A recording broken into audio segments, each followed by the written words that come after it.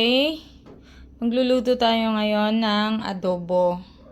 Nag-request kasi yung asawa ko ng adobo. So, tinatanong ko siya kung anong klaseng adobo. Kung yung normal lang na adobo or yung adobo with gata. Tapos, ang sinagot niya sa akin, pariho daw. Pariho daw niya gusto. So, ang gagawin ko ngayon, magluluto ako ng yung normal lang na adobo at saka adobo with gata. So, paghahatiin ko yung meat na yan, the rest is yung adobo lang talaga. And then, yung kalahati naman niya is adobo with gata. So, ito yung mga gagamitin nating sangkap.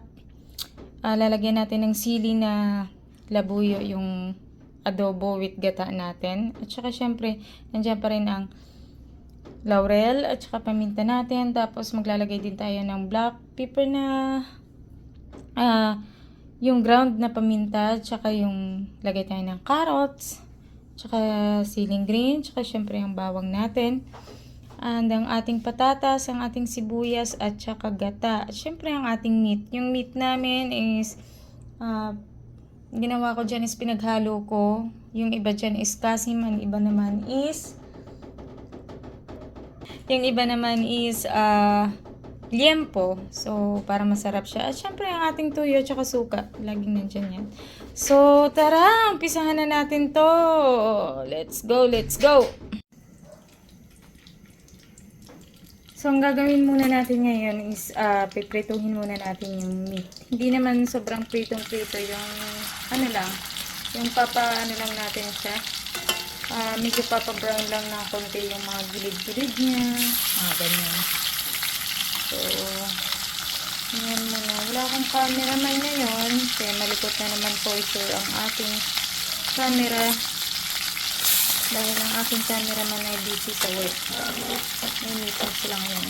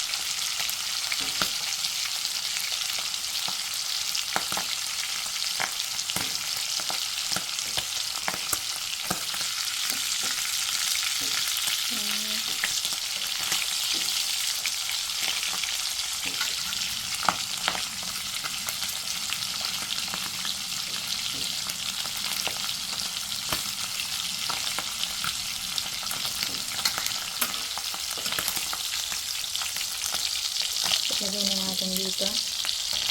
Natin yung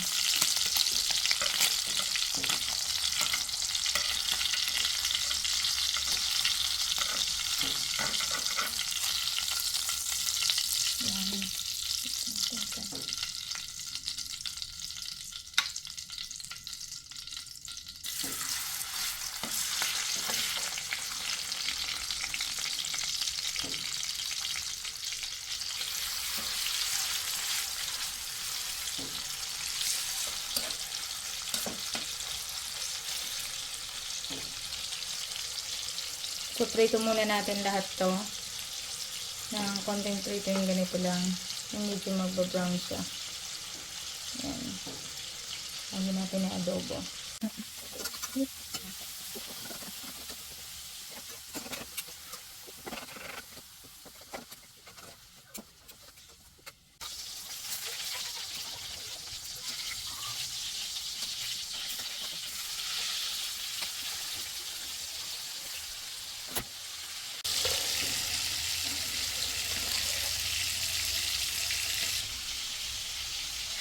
So, yung pinagprituhan natin ng meat, Diyan na natin iluluto yung ano, parang igigisa-gisa pero hindi pa natin lalagyan ng bawang.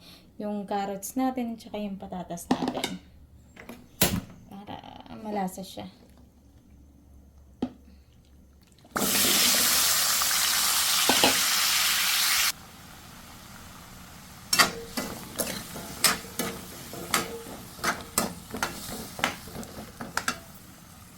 Lalagyan lang natin yan ng asin.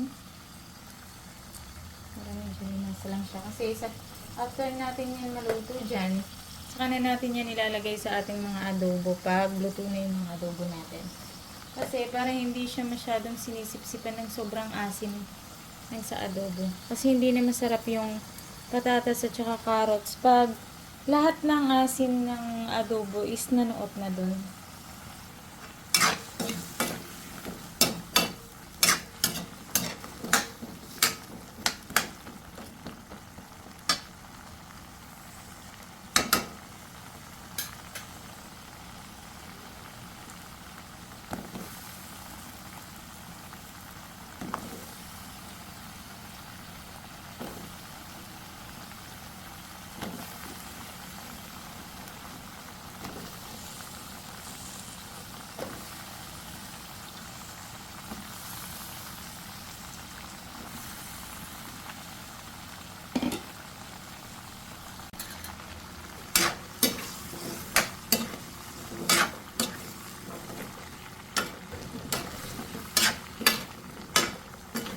Tayin lang natin ito maluto. And then, timplahan na natin ang ating mga na-pritong meat. Para i-adobo.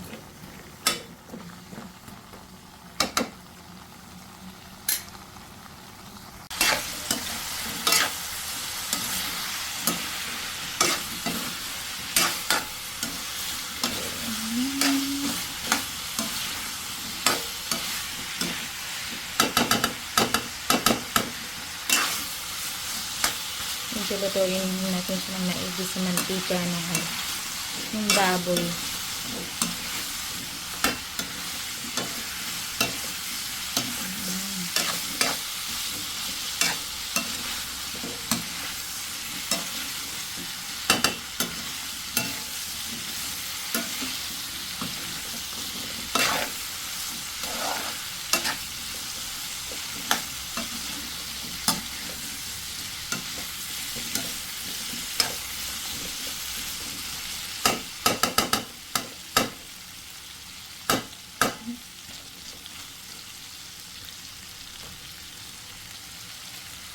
Wow!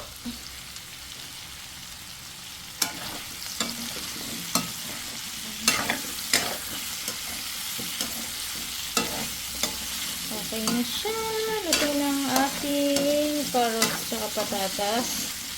So, ihahalo natin yan mamaya sa adobo natin pag luto na din ang ating adobo.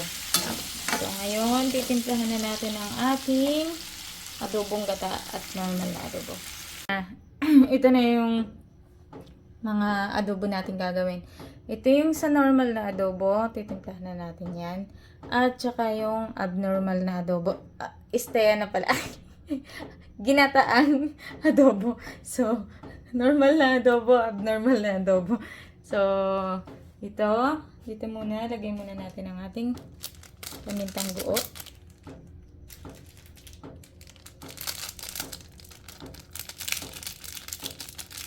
Sa normal na adobo yan. Tapos, ang ating laurel. Para masarap, bango.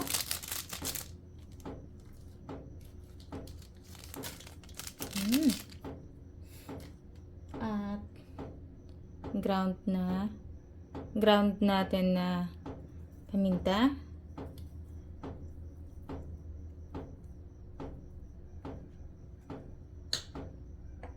At ang ating bawang.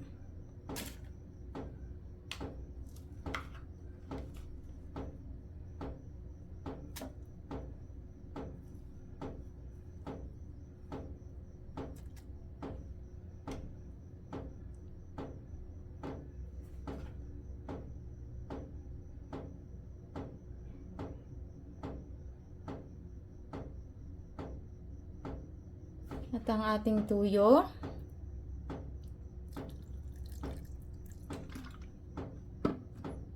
Ang ating suka. Tagan natin ating tuyo. Which is, hindi na talaga ako naglalagay ng bitchin-bitchin. Kaso yung asawa ko nag-request siya. Lagyan daw muna ngayon dahil sobrang nagkikrave siya sa adobo. So, lagyan natin ng ating magic touch. Kunti lang ilagay natin. Kasi nahihilo talaga ako dito pag madami. And, lalagyan na muna natin ng tubig. Para dito na natin siya papalambutin. Tapos, ang ating sibuyas at ang ating siling green, mamaya na natin nilalagay pag medyo natutuyo na siya. Pag kunti na lang yung sabaw niya at lumambot na yung karne. So, habang pinapalambot natin dyan, yung karne nandyan na lahat ng lasa. So, ganun din yung gagawin natin sa ating ginataang adobo. So, pwede na natin i-open yan. Palambutin na natin. Start na natin palambutin. So, sa ginataang adobo, lagyan na natin ang ating paminta.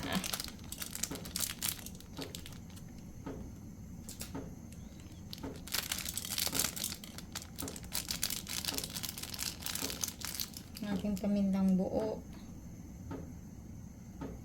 At pamintang durog.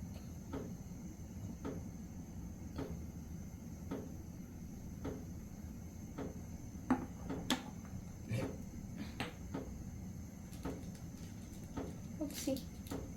Ang ating laurel.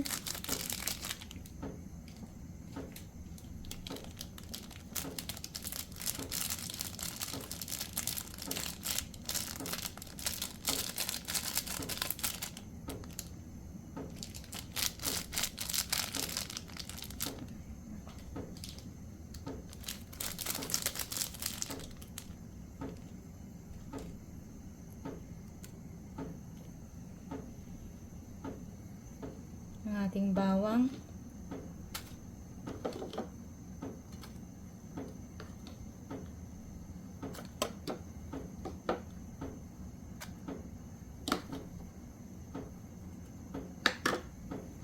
At ang ating tuyo.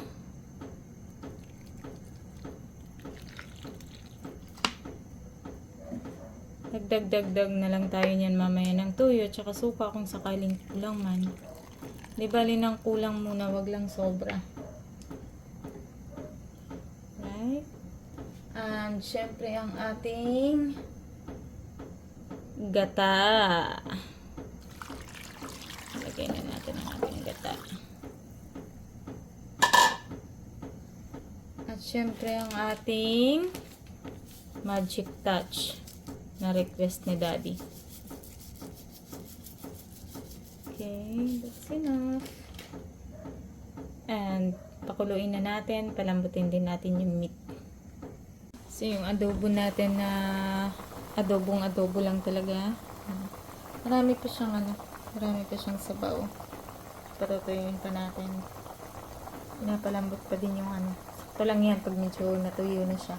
Sakto lang na malambot na yung meat niya. And then ang ating ginataan. Ayan. Napalambot pa din natin. Marami pa din sabaw niya. So, ito na. Lagay na natin ang ating sibuyas sa ating normal na adobo. Lagyan natin.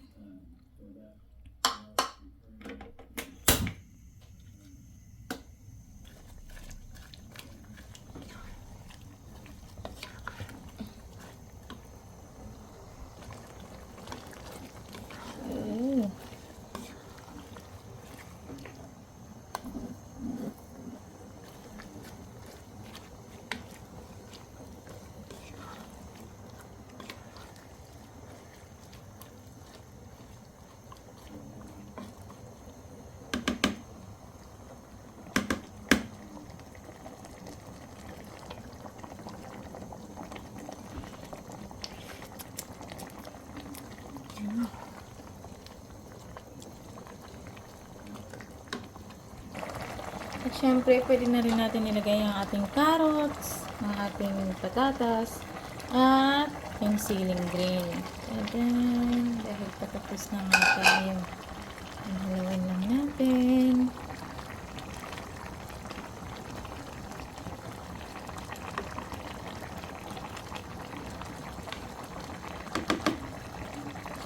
So, ayan na. Tapos na ang ating adobo. Ang ating isang adobo.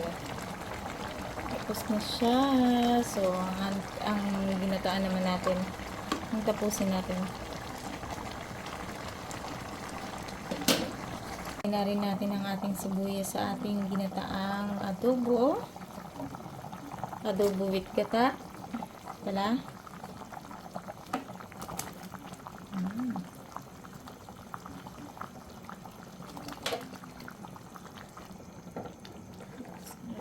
Natin.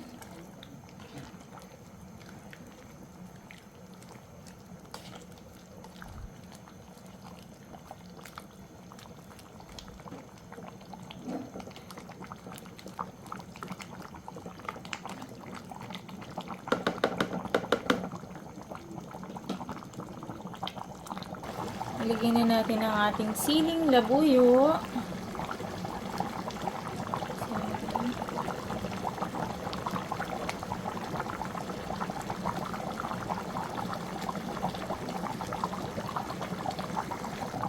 Lagay na rin natin ang ating siling green, carrots at saka patatas.